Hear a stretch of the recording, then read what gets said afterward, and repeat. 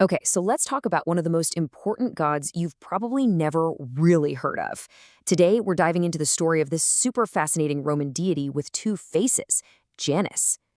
I mean, have you ever stopped to think about it? Every single January 1st, we're all celebrating this big transition, right? From the old year into the new.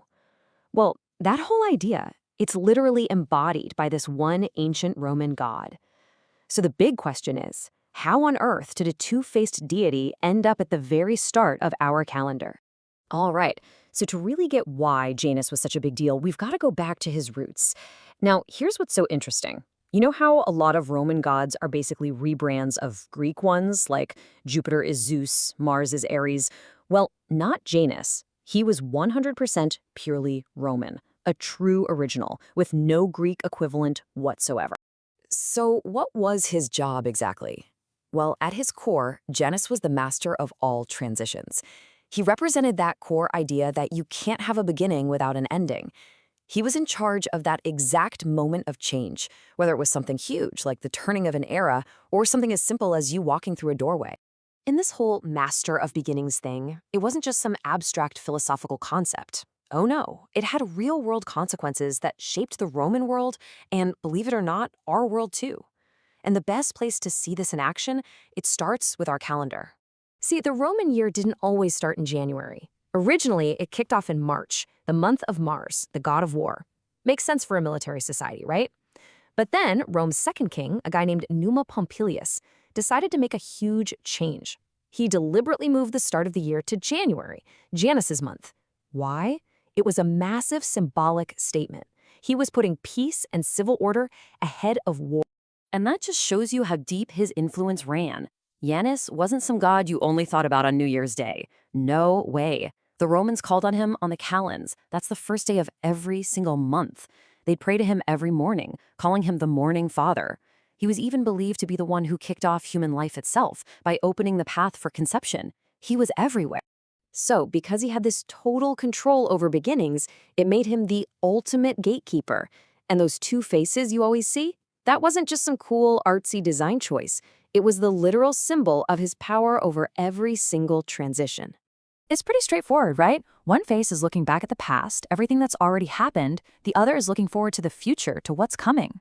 This put him right at the crossroads of time itself. He wasn't just overseeing the new year. He was the master of all transitions. Think about it. Peace to war, from barbarism to civilization, even just growing up, that was all his domain.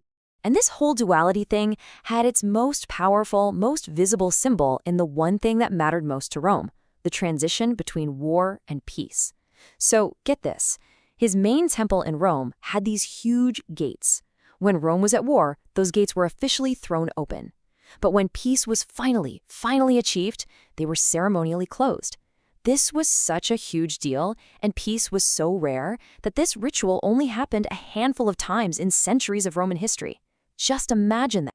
Okay, so all of this is building up to his real place in the pecking order of the gods. I know, when you think of Roman gods, you probably think of Jupiter, Mars, or Venus, right? They get all the press today. But back then, in the day-to-day religious life of a Roman, Janus held a position of unique and kind of supreme importance. And here's the kicker, the real twist in the story. You could not start any religious ceremony, any of them, without talking to Janus first.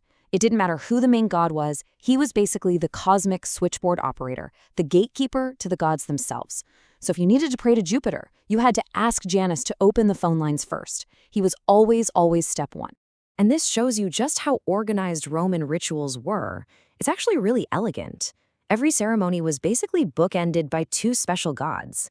You'd start with Janus, the opener, then you'd do your main thing, praying to whichever god you needed, and then you'd end with Vesta, the goddess of the home and the hearth, who kind of represented the closer. So Janus opened the door to the sacred, and Vesta locked it behind you. Pretty neat, huh?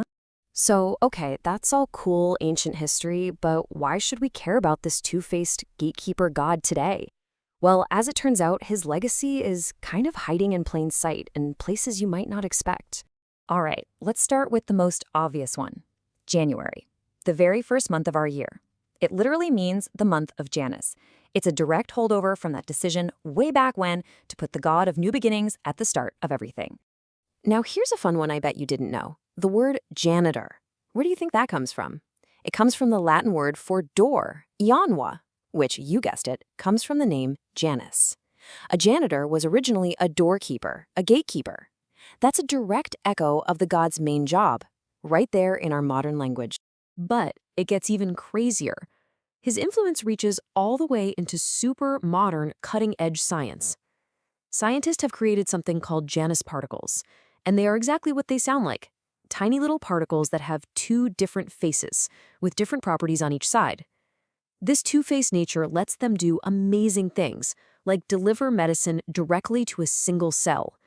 It's a perfect modern tribute to the ancient god of duality. So we'll leave you with this thought.